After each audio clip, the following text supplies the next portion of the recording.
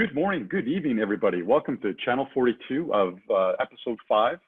We're here recording again. So I'd like to welcome my co-host, Phil Morgan and Tor Olson, and myself, Troy Martin. Let's just go around the room briefly. Just tell us about anything that's been going on in your world this week. Phil, let's start with you. I'm studying hard, learning as much as I can about IoT and the changes. More and more coming out, all new stuff. Yeah, that's the beauty of technology today. It just keeps changing and more stuff keeps hitting the field. Cool. Tor, how about you? What's been going on this week? Been ordering a lot of toys to play with, IoT, building stuff, things like that. And then I'm getting ready to teach next week. That's good. Looking forward to that. Excellent, excellent. Yeah, I was teaching all this week. So it's another virtual class that we've taught. So it's always interesting, these virtual classes. It's much different than the feel and the pace of being instructor-led. So maybe someday we'll get back to that, or maybe we'll see a hybrid going forward, both instructor-led and virtual, because it does allow a lot of flexibility. Let me jump in there and maybe throw a question at you guys. Yeah. What do you think about virtual? Do you think this is the new norm, perhaps? I would expect it to be, because we have had half a year where a lot of the students, the customers have gotten used to it, have seen that it actually can be done. Personally, I prefer to have it in the classroom, the teaching, and definitely, Troy, you said a hybrid. I prefer not to have it mixed. Either have it remote or virtual, all of them, or all students in class. But I would expect it to be more virtual and maybe even only virtual going forward. For most of the, you could say, standard classes. If you have to create some customs, then we probably go to the classroom.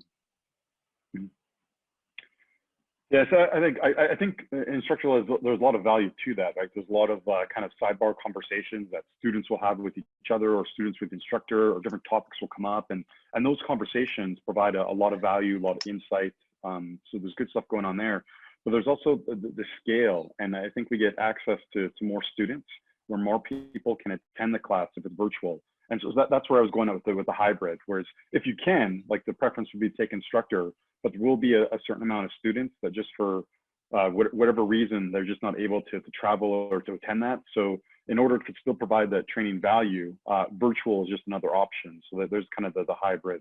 But I do think instructor-led is the way to go, but virtual just allows us to scale out more. I agree totally with you there, and making it possible for people to attend. For instance, I'm sitting in Europe, so I actually have I really like to attend classes in the US, because then I can do it in the evening. But that's because I'm having my own business, as most of us have. So doing it in the evening, that's convenient for me, and then I can make some money in the daytime. So as you say, it scales better. We get in touch with an audience throughout the world. It might actually be good for the students to sitting at the home in the evening, hopefully not getting interrupted by the family, but get rid of the interruption from work's place, I would say. So yeah. And what is this? David Westcott, one of the co-authors of the CWNA book. I think it's saying that there's 24 hours a day, and then there's sleep. Yeah. I'm sorry, he's so right. Laughing in the middle end, guys, but I wasn't laughing at what you were saying. I'm trying to look at my picture, and if I move slightly to the left, I get like a hood. If I move, all this virtual environment is a lovely idea, but I keep getting shadows behind me. At one point, I think it looked like I had a pair of wings. When my chair kicks in, look, I got a pointy wing. Yeah. So if I'm looking like I'm stuck in a position, I'm trying to keep straight. Oh, these are problems. It would be okay if it's white wings, but there's black wings. Well, yeah, these are problems we have now with technology. And, remember the old problem in classroom was to do your preparation, make sure you know your material. And now you've got to sit properly so that you don't look like you've got sort of your shoulder pads are kicking in or something, right? Mm-hmm. Yeah, very true. So one thing. Well, speaking of, Oh, Well, I was going to say okay. one thing from that is we talked about how we've gone virtual, Tor and Troy, and you know there are different challenges we face now, right? Mhm. So, like I don't know if you know, but in front of me, my lights are controlled by IoT, so I can change the color, the mood settings. I can make them more orange. I can make them more whatever. And you know, previously we've all got different devices, so it's not they're no longer toys. I'm now actually finding uses for those Philips Hue bulbs I found to give me additional lighting when we talk on video. So I'm actually finding a use for all the toys I'm buying. Tor, you just we talking earlier about new toys, right? Yeah. Okay. Yeah. Yeah. Speaking of toys, and to kind of move into our next segment of the session here, just local stuff going on in the news. There's one thing I just wanted to share with you guys that just arrived for me just a couple weeks ago. It's a plant pot. So it has those little 4 or 5 little pods that you can put in, you know, basil or flowers or lettuce or, you know, Italian herbs, that kind of thing, and it grows it. And it monitors the water that's in there, temperature of the room, humidity. And so it's an IoT connected device. It's connected over Wi-Fi. So it's you can go to the website at Ava Grows, AVA grows.com. It's a company out of Vancouver. It will be in the lower third of our video link. Phil will make sure that's edited, so you'll find that there. But it's so an IoT connected device connects to an app on my iPhone. But when I installed it, the little 1 page of extra information, you know, that the RTFM that they should read before you get it set up, it specifically calls out, there's a point that calls it out that before you set up your Ava, make sure 2.4 gigahertz is enabled on your Wi-Fi. The Ava product that was just released, you know, in the last month, does not support 5 gigahertz Wi-Fi, right? Which is no problem. I have Apple, I have other 2.4 devices, so it wasn't a big issue.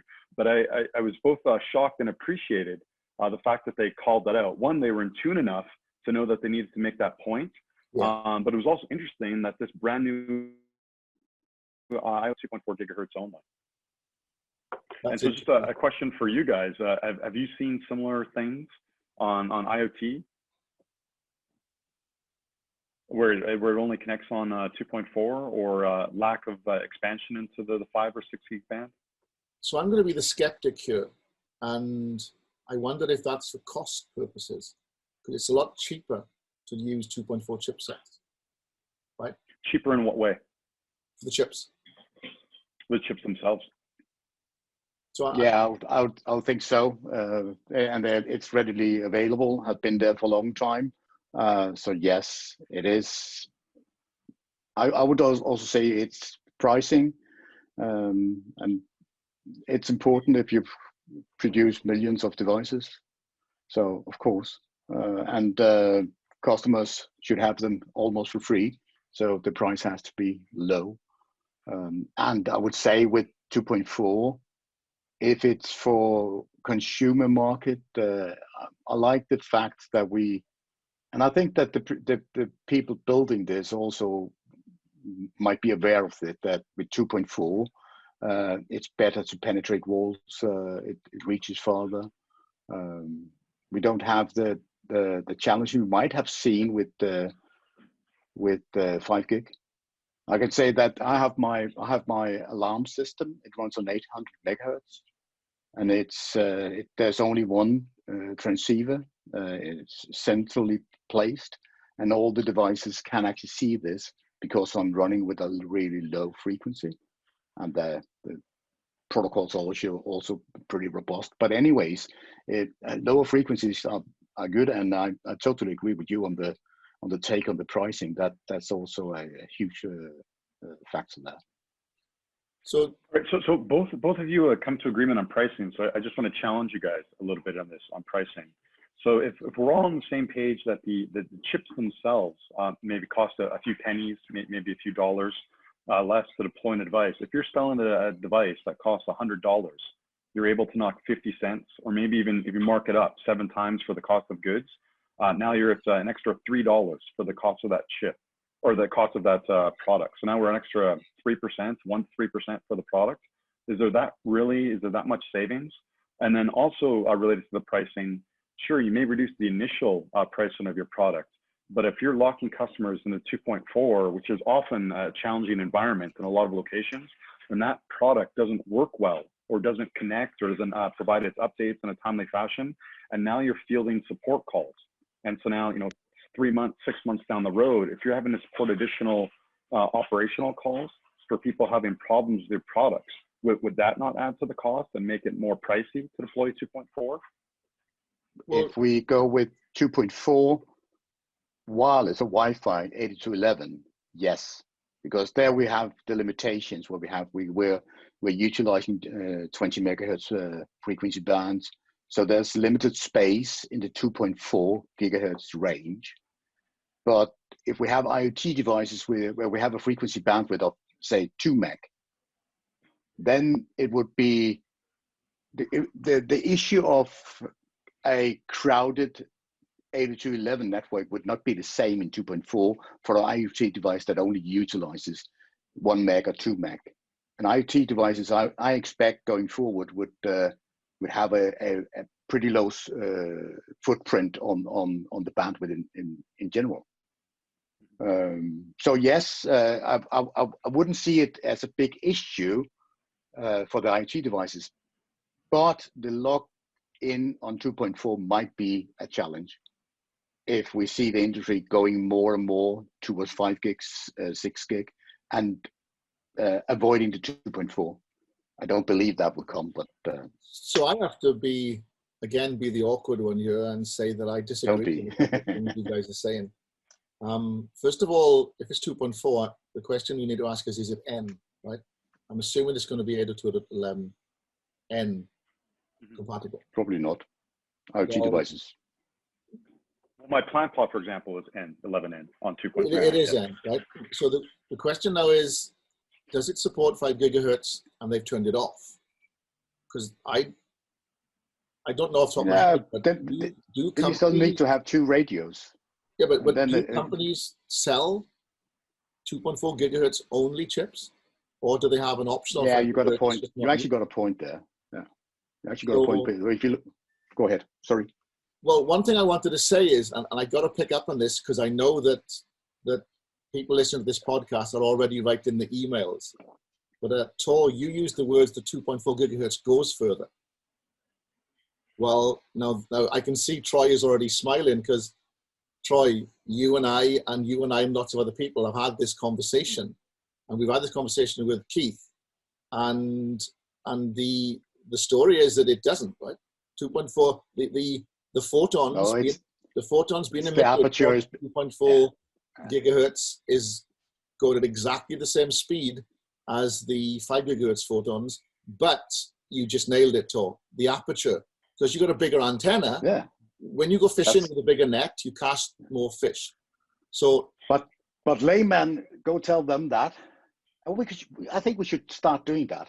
Well, I think we should. I think we should tell the truth and tell people. Yeah. And the effect of 2.4 gigahertz is it appears to be able to go further because of the way Wi-Fi works. So that will stop all those folks now deleting their emails and not allowing them to talk to us.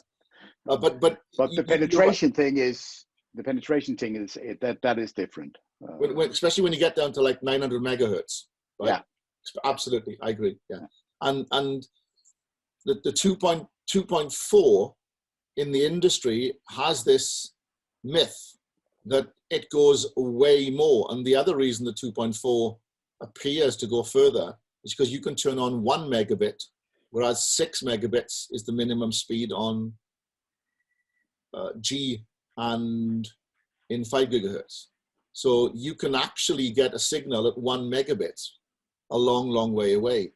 Now, the point that you guys were making is the problem with the plant plot is it's using Wi-Fi.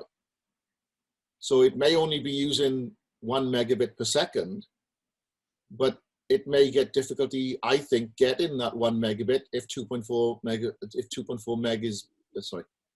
meg, when do we go there? If 2.4 gigahertz is very highly used, and also trying to use the lower speed will use up more airtime, which will make things worse. hey, I'm on a roll today. I'm making up new frequencies. And This is fantastic. maybe with a bit of luck, editing will cut that out of the video. Mm. It may make things worse. What I do you think? agree. Running on 8211 is not the best solution for an I2T device, as I see it. Bluetooth is good. Zigbee, similar protocols, where we actually are utilizing the 2.4 gig or any frequency band better for these particular devices because they require a lower frequency bandwidth. So there's no need to have 20 megahertz reserved for one tiny device or 20 tiny devices, IT devices. So I guess just on the I wonder, does it support 40 megahertz in N? So if it does, if the product supports 40 megahertz in N, I understand it's a client, right, Troy, right? It's going to be a client. But I wonder whether the perspective of the people who did it, because the people who did it are probably not Wi-Fi, wireless, IoT experts. They are probably electronics experts, and they've made a product. And the key phrase that happens in these companies is, how do we connect the product? And somebody has said, somebody who's not a Wi-Fi expert would be like, well, let's use IoT, 2.4 gigahertz Wi-Fi. The concept of using 5 gigahertz is, oh, no, that's business enterprise. That's for warehouses. That's for enterprise. That's for stadiums. 2.4 is where IoT works. And I wonder if, I don't mean to disrespect the people who are doing it, but I wonder whether their opinion is based on the consensus that seems to be that 2.4 gigahertz is IoT Wi-Fi. Thoughts? Well, I think at one time we're questioning how much they know about Wi-Fi, and then we're also making the point that everybody knows that or thinks that 2.4 goes further, right? So just knowing that, like that's a fairly deep grasp of Wi-Fi connectivity, where you understand signal strengths and distances from the access points. So to understand that, you have some knowledge, some understanding of Wi-Fi and signal propagation through space. There's also the idea that a lot of the software development kits, so when they're prototyping and proof of concepting their devices, while they're putting together they're focused on managing the water pump. So regularly the water pump runs and it floods the soil and the plant pods with water to keep everything moist. It has a temperature sensor there. It's turning on lights, and so it has an LED array of lights that actually change colors throughout the day. So they're monitoring all that stuff. And I'd agree with your comments that Wi-Fi may not be a primary focus of this piece of equipment, but as part of their software development kit, a lot of these SDKs come with 2.4 only radios. So as they prototype and evaluate and prove everything out on their devices, they're proving that all out with 2.4 connectivity to the wireless network. So when it comes to time to productize their product, they'd have to go back and possibly revisit and reevaluate, revalidate that 5 gigahertz connections work just as well. And then you start introducing, possible use of the DFS band and radar hits, which could knock their devices off. Just having to revisit and go through that formalized testing process again, that could add a lot of time and delay their product. I find most of these Kickstarter type projects, many of them are way behind schedule anyway.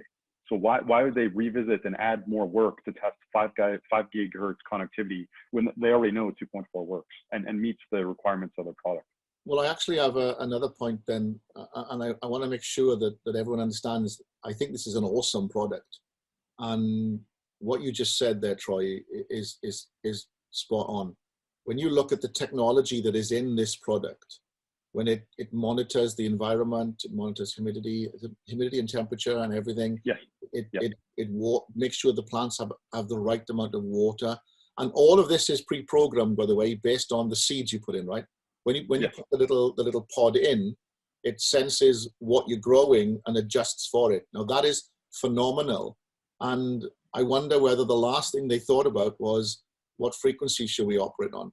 The other thing, of course, is in the United States, if you want to operate, you still got to have FCC approval.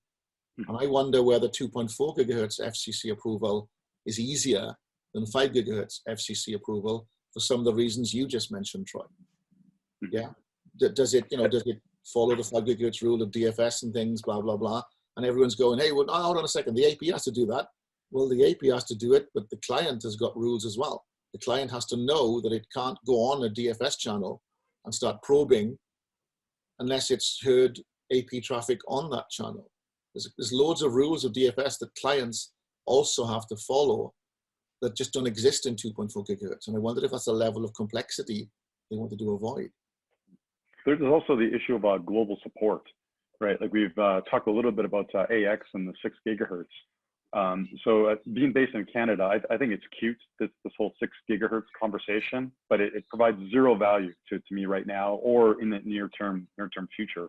So in the US, 6 gigahertz is a possibility. The band's been approved, but we certainly don't see a lot of hardware on it. And has it been approved now in the EU, or is it just on the verge of being approved? The 6 gig band, do you know, Tor? That's on the verge. Not there yet. On the verge.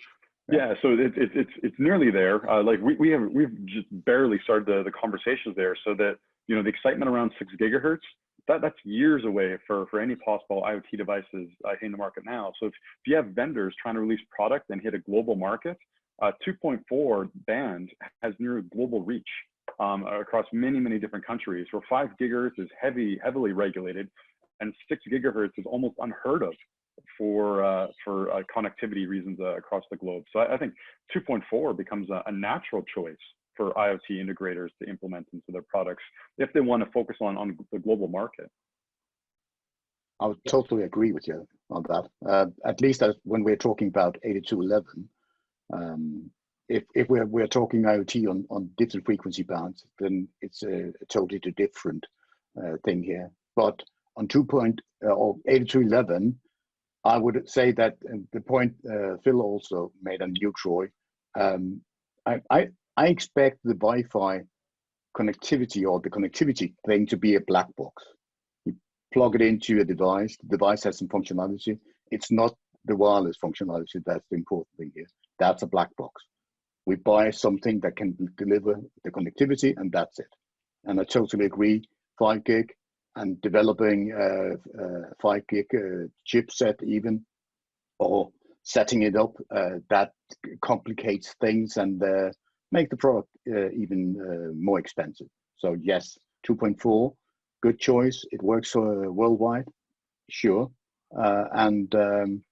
Yeah, I still have to see the access point that won't support 2.4. Mm-hmm. So and also, I think, Tor, you'd mentioned earlier about using narrower channel widths for a lot of the IoT devices that use low bandwidth, right? So many of them, like the thermostats, the My Plant pots. Yeah. Although My Plant pot, it does take 2 high-resolution images of my plants every day, and it uploads them to a server, so then I can look at the images of my plants and kind of watch them grow and evolve over time. So those images themselves are fairly high bandwidth, but it's only 2 images throughout the day, and I don't need the images in real time. But just going back to those narrow channels that you mentioned with, like, 2 megahertz, 4 megahertz wide channels, with 11AX, we do have that on 2.4 as well. So we will have access to narrower channels going forward as chipsets start including 11AX as support on the 2.4 bands. We'll have to wait for clients to catch up to that, but the IEEE and the protocol evolution is accommodating IoT devices on the 2.4. So do you think we'll see that? Is that a trend, or is it more just it's possible but will never really materialize in reality? I definitely think if it takes on with 11AX in general in Wi-Fi, then we'll have chipset built for that, and then we might have chipsets that are cheap enough to build into IoT devices, and then we'll have the benefit for the lower frequency bandwidth we have the option for in 11AX. So yes, going forward, yes. Right now, not so much, but that's not what you're saying anyways. Mm-hmm. So guys, I think that 2.4 may be getting the label of being the IoT band, because we've got 3 usable channels. It's hard enough getting primary coverage on a 2.4 gig network, yet alone getting secondary coverage. And what I'm finding with my customers today is that I'm encouraging them, and in fact, one customer in particular said, I want this. They're 5 gigahertz only. The 2.4 is there as an option, but it's not their main focus. Their enterprise applications all run on 5 gigahertz, which I think maybe we should do a call to action. Anybody want to join me in a call to action? Is friends, don't let friends run 2.4. Let's move to 5 gig. Let's move to 6 gig when it becomes available. And Well, that's, go ahead. I agree with you there. Yeah. And I try to motivate at least to go to 5 gig wherever we can. Right now I'm working in a project where we can't really avoid 2.4, but anywhere else. And you said friends at home don't use up the frequency range or the space we need for IoT. Yes, I agree with you. That could be good. And all the listeners. Go ahead. So maybe you should get their opinion. Yeah, that'd be good if they can provide feedback or comments when we post this video in the comment section below on our website, or you can reach out to us on social media, and we'll provide our contact information at the end of the show. But just based on what you guys said, I want to challenge and push back on you guys on that. I don't think we should be moving or migrating away from the band and abandoning the 2.4. We keep talking about how we need to add more spectrum. Fight! We keep making pleas to the FCC and other regulatory bodies that we need more spectrum, we need to allocate more, we need more frequency range, but we're willing to throw away, if we just look at 2.4 and 5, we're willing to throw away, 10% of our spectrum. It's there. I think we should make good use of it. 2.4, that's only 3 channels. It's 3 channels. 10%.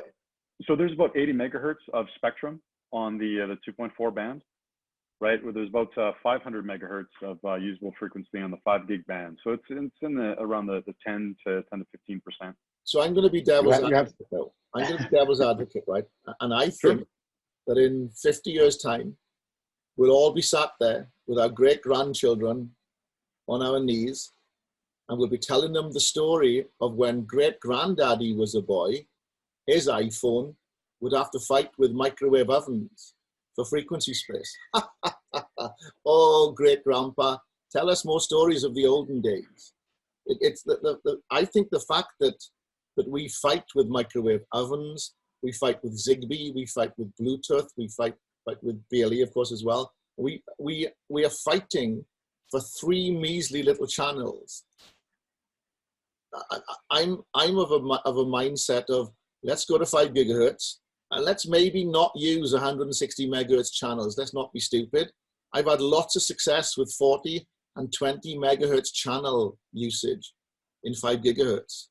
Yeah, at home, of course, I run 80 megahertz. But if you use all 25 channels, you can have great channel plans. I know in some places you can't use all 25 channels. But I'm sat there and thinking, why are we still fighting for this measly bit of frequency space that only really lets us use 3 channels, and when someone turns a microwave oven on, your device stops working. And I'm really being devil's advocate here, Troy. I understand what you're saying. If the FCC says we're taking 2.4 gigahertz away from you, I'll start protesting immediately. No, leave it with us. But I'm just saying, maybe we should give it to the IoT guys. Obviously, before everybody starts sending me hate mail, if you work in an industry where you have a lot of 2.4 gig devices, you can't do that. Barcode scanners, old barcode scanners in warehouses, absolutely.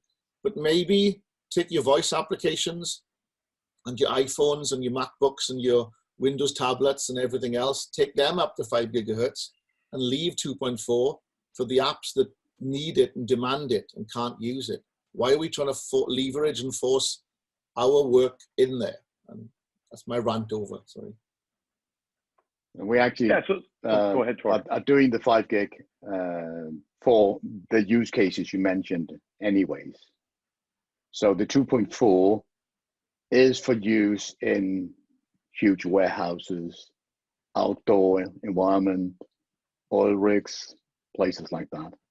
So no, I think that I would prefer to have 2.4 for, am I allowed to say crap? The crapnet? No. For all the other stuff, and including the IoT stuff. Can And I ask a question? Yeah. So Tor, you've If I done say all, no, what then? then I'll be polite and shush. Then no, you won't. So Go ahead, please. please. You just said something, and I think this is important. Troy, you chime in on this as well. I just said 2.4 doesn't go further. It appears to. Let me ask you a different question from a different perspective. In the industrial environments you've worked in, Tor, with oil rigs and shipping, do you think 2.4 is more robust? How's that for an approach? Do you think It is. It is as it is now. The challenge we have, and oil rigs, shipping, things like that, tend to be near to water. Yeah. And there we have these. I think it's called a boat, a ship, and they have radars, and we have lots of challenges with these radars. I can even say we have a ship that was a kind of a bossing people across a sound or street, or what's it called? Yeah, in the middle of Copenhagen. They didn't need to have a radar, but this little boat had a captain, so he needed to have a radar. So we actually had radar interference in the middle of Copenhagen. Awesome. From these yellow boats acting like bosses on water. Yeah. So yes, 2.4 is more robust in that perspective. In many parts of the world, we can't even use the lower 4 channels in 5 gig because they're not allowed to be used outdoor. And we don't have the 4 upper channels in 5 gig. So what does it leave us? All the DFS channels. Yeah. So in an outdoor environment, it can be pretty challenging, especially when we're doing meshing, and we have a cruise ship coming by with a radar system on it. Then all the mesh AP go and change the backhaul, and that's not good. Yeah. So. Yeah. So one other thing to consider. So it's normally in day-to-day operation for this Ava plant pod, it operates as a client. But in initial setup, the way they set up and initially configure this device is you push a button on it, and it goes into to access point mode, and it serves as an access point. And you connect to it over Wi-Fi, and you push initial configuration information to that, and then it reconnects as a client to your network. But it can operate as an access point. And so with it operating an access point, it would have to prove that it was capable of monitoring and detecting those radar pulses, which obviously has more regulatory impact for qualification and certification of the product before it can be released to market, which again, going back to earlier comments, slows down the release of that product. So there certainly are implications when you start limiting the amount of the 5 gig band that you have access to and forcing these clients to operate in the DFS band, like you're mentioning, Tor. It can present challenges. Yeah, and will. Mm-hmm. So everything I was talking about earlier about, hey, let's go to 5 gigahertz, I want to point out that I mean in the enterprise, right? In the nice carpeted offices, in the industrial environments, and in the warehouse environments. I just popped into my head. You guys remember Game of Thrones? In Game of Thrones, there's there's Bronn. Bronn.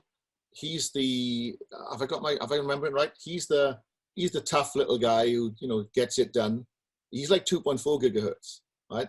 5 gigahertz is the knight in shining armor who rides in on the stallion, right? Looks the part, long flowing locks. Up goes the horse, and you're like, hey, dude, I got something over here I need you to help me fight with. He's like, oh no, I don't want to get my hands dirty. That's 5 gigahertz.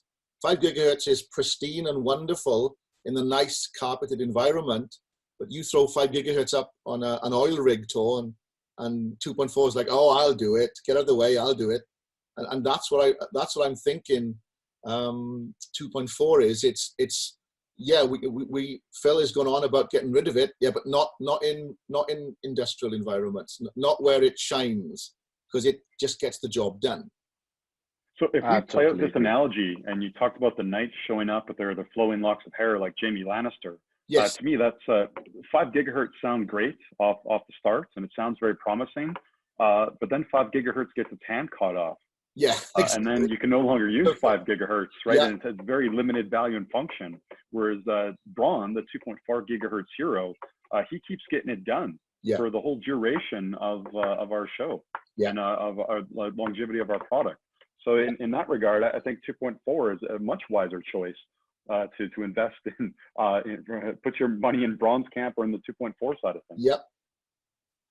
That's interesting, because we've kind of come full circle. I think we just convinced the audience to move away from 2.4, and we've just now convinced them to keep it in your back pocket just in case you need it. So is that the point then, guys? We need to use what we can and optimize it.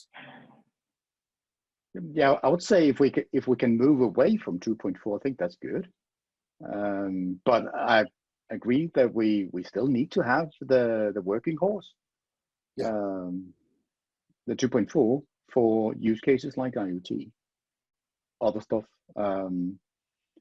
So yes, certainly. Yep.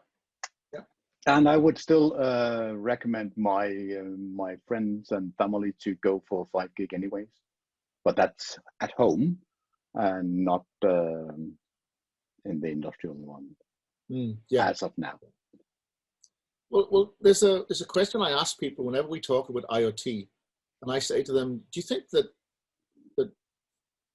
oil companies and retail stores, do you think they sit down and think, okay, we need to use Zigbee, or okay, we need to use Z-Wave or Thread or something, or I think it's important that we use IP version 6, so I want to get Thread up and running on our IoT system? Or more likely, do they say, I've got this application that I want to get done. How are other people in the industry doing it? Oh, they use this product, and then they'll go out and buy the product that just happens to use Zigbee. A classic case in point is Philips Hue. I don't think people go out and buy Zigbee devices. They go out and buy light bulbs and light devices that they can control. It just happens to use Zigbee, or now BLE. And I wonder whether we get hung up sometimes on, let's use this particular communication method where the customers just want an application to do something and they don't care how it gets done. That's our job. What do you think? I would agree on that. Go ahead, Troy. Sorry. No, you go first, Tor. You jump in. I'll agree on it's all about the application and the use case, and if we have a product that serves the purpose, fulfills what we need, yes, we would go for that. But there will always be an investigation, or you'll look into if it might interfere with what you already have, and that you still have to be focused on which protocols is kind of running in the background. But it is the most important thing is the application, the use case. Yes. So I was just thinking of in terms of the deployment complexity and additional hardware and products you'd have to provide to the customer. If I have a Wi-Fi connected IoT device, the vast majority of residential or enterprise customers have an existing Wi-Fi network. So I just have to get my IoT device connected to their Wi-Fi. If I build my product around BLE or Zigbee or LoRa or something like that, I need to have some sort of a hub or a gateway or a server that all these devices are connecting to. So that's an extra component that I need to provide to my solution. So if I'm deploying many Philips Hue light bulbs, I can start off selling the customer a base kit that includes that controller or that gateway, and that they can expand on that system and just buy more light bulbs or more lighting fixtures as they need to over time. With something like the plant pot, I may only sell 1 or maybe 2 plant pots to an individual residence.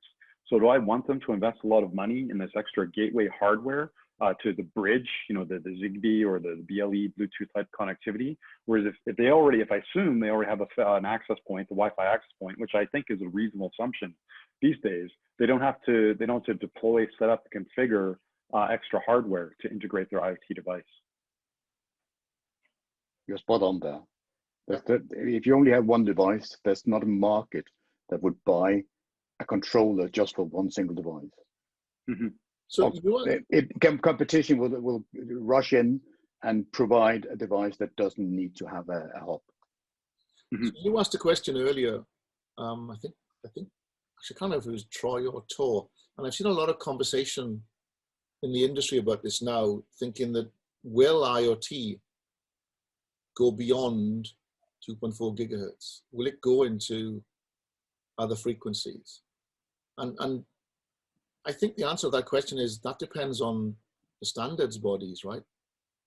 So, Troy, you mentioned AX in 2.4 gigahertz. I think AX in 2.4 gigahertz would be awesome because they can use the smaller bandwidths, smaller size channels that you mentioned, Tor. And I think that's the selling point of why they bring in AX into 2.4 gigahertz. So it can do a lot of this. But what do you think about IoT with its applications using other channels? I don't see it right now. And the reason is because IoT in this time, it utilizes less bandwidth. We don't need to have that much bandwidth, but going forward, it might actually be that we would need to have a lot more bandwidth. You mentioned, Troy, your plant feed, what did you call it? Oh, the AVA plant feed. AVA, yeah.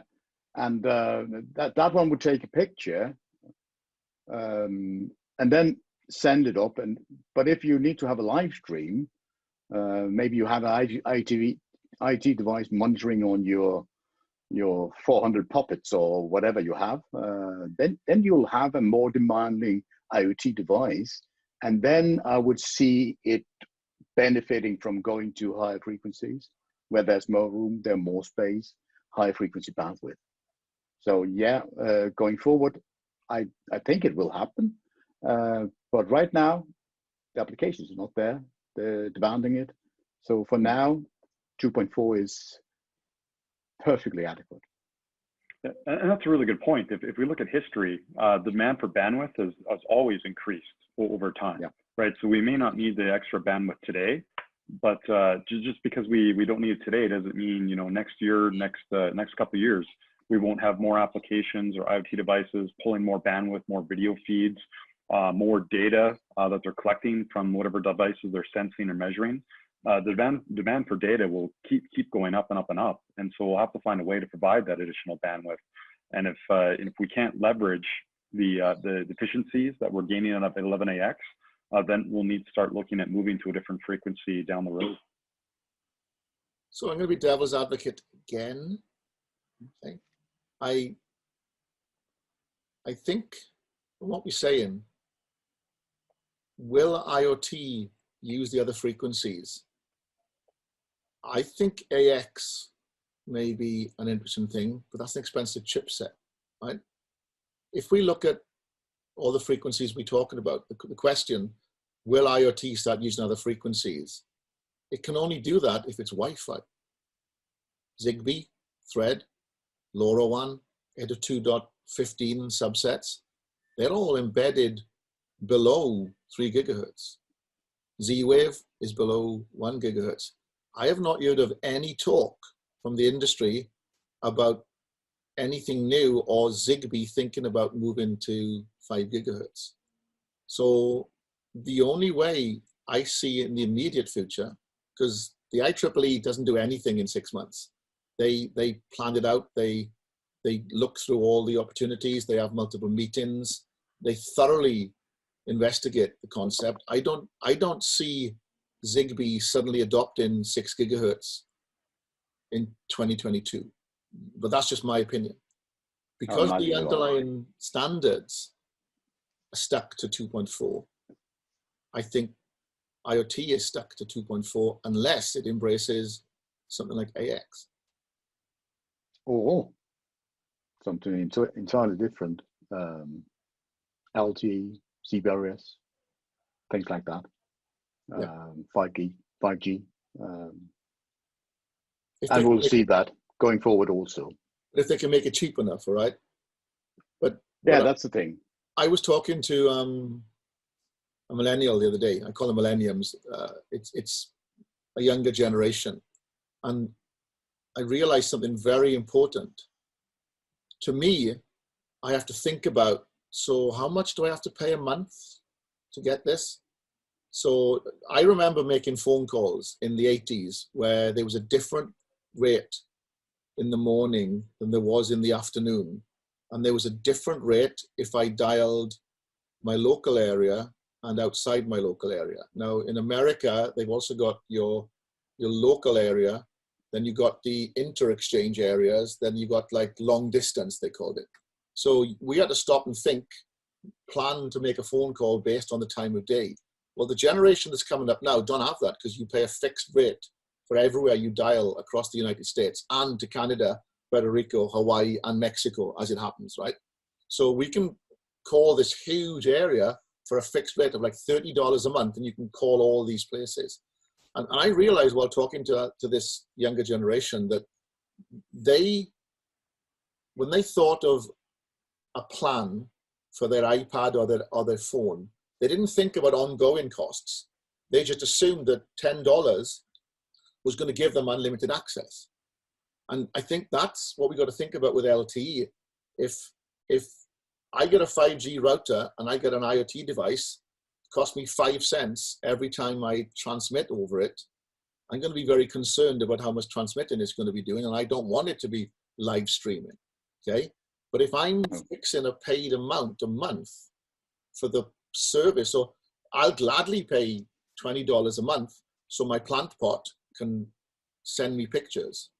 Absolutely. That's the less than the price of a pizza in San Francisco, okay? But somebody in a different country might be like, $20 a month for that? No way. And so it's the per usage or the inbuilt that has to come. And because the question I have with everybody, and I'm going on, sorry guys, the question I have with everybody when they say, oh, CBRS or 5G is the future, is anybody remember having unlimited data plans on their iPhone from a large company? Anybody remember a year later when that company called up and says, you have to get rid of your unlimited data plan and you have to go to a different plan? I don't want to do that. Okay, but you don't get the new features unless you give up your unlimited data plan. And that's my problem with 5G is who's going to pay for it, okay? Now, if they can come out with a inclusive, then I think you're done, yeah. But we see more and more data packages that could accommodate for that. And you're quite right, different places in the world, you'll have to pay per megabyte. There is a big challenge, and you couldn't use IoT devices that are streaming video feeds, so no. But Europe, we have a lot of places where we actually have some pretty good data plans, and you also have that in the US. I'm not sure it's Canada. I'll rule that out. Troy? No, okay. Yeah, so yes, we have right, data plans. We have to clarify that Canada is not a part of the US. Troy, is that right? I realized that. Yeah. Definitely not a part. No. Speaking funnier, I would say. So. Independent nation. The independent nation at the top of America, yes. Yeah, but we consistently have some of the highest cell phone rates globally that consumers pay. It's consistently, we're in the top 3 globally. So it's we pay a lot for our cell phone access. But I also want to be mindful of the goal. Oh, sorry. Oh, sorry. What were you saying, Tori?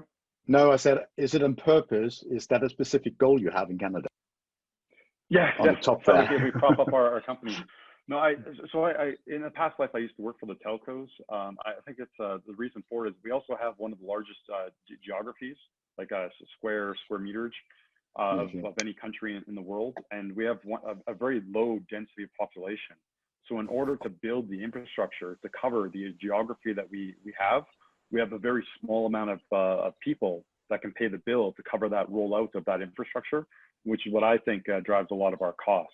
Whereas you go to places in Europe where there's much denser concentration of people, cities in the US, much higher densities, you slap up a cell phone tower, you have a lot more opportunity to recover that cost from users on that network compared to what we have spread across the geography based on the numbers. But that's a small aside, just my view of why I think our price is a little bit high. But I did want to be mindful of the time. We're coming up to the end of the podcast. So just as a closing note, if I just we'll run through each of you. I just want to give you your final thoughts, final comments on where you see 2.4 gigahertz being used as part of IoT. So let's start with you, Phil. Just get your closing thoughts on this. As I mentioned earlier, I think in the enterprise, we should move away from 2.4 and we should leave 2.4 for the IoT. Again, people come up with the concept of, what about barcode scanners in warehouses? They do 5 gig as well now, okay?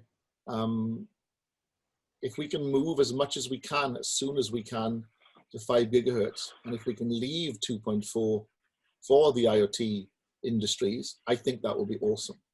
And of course, IoT is always welcome to also use 5 gigahertz and 6 gigahertz, and maybe AX will be the change because we have the ability to do these smaller channels. Maybe in a year's time, we find more and more IoT things wanting to use AX, because the problem is battery life, power usage, bandwidth.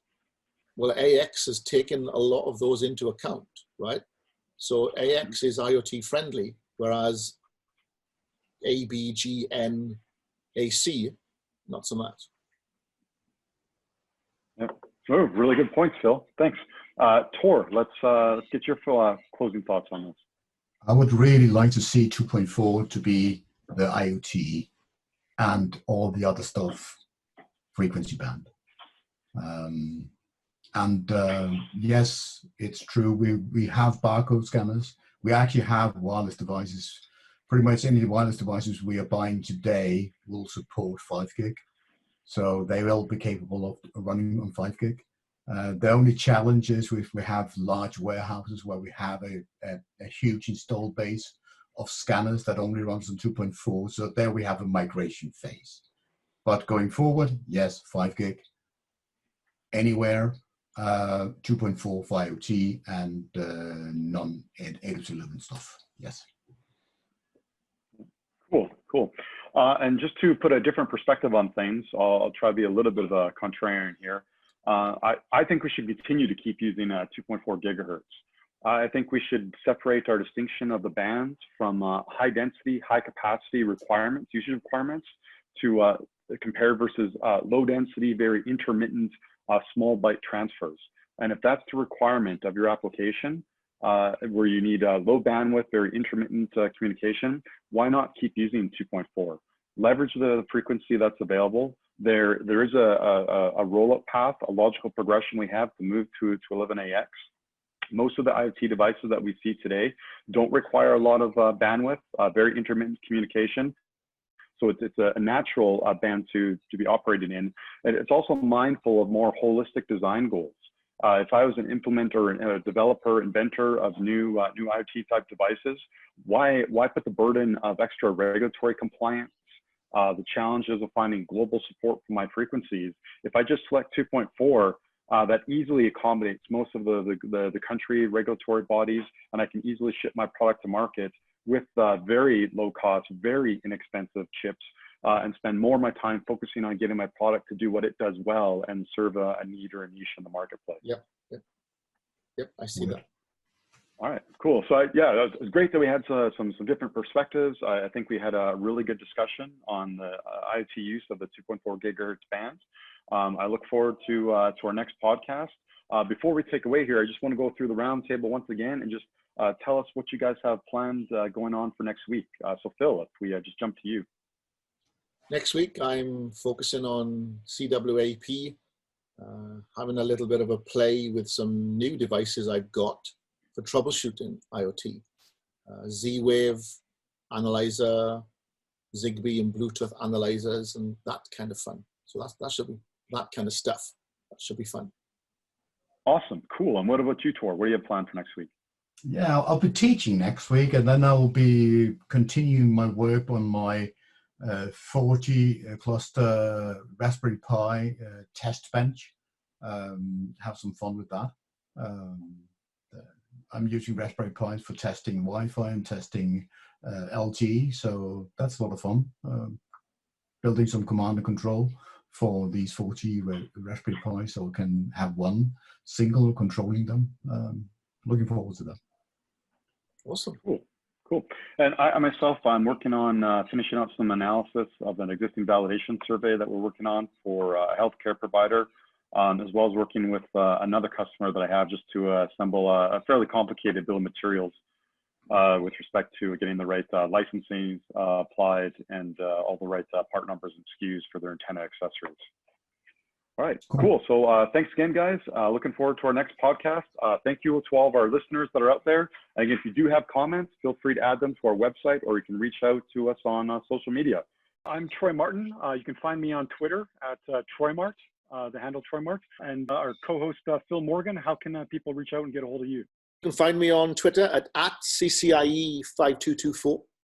It's me. All right, and cool. Thanks, Phil. And Tor Olson, how can people get a hold of you? They can get hold of me at Twitter at the handle at 2RN1. So it's 2 Romeo November and the number 1. Awesome. All right. Thanks guys. Thanks, guys. See you next time. See you. See you guys.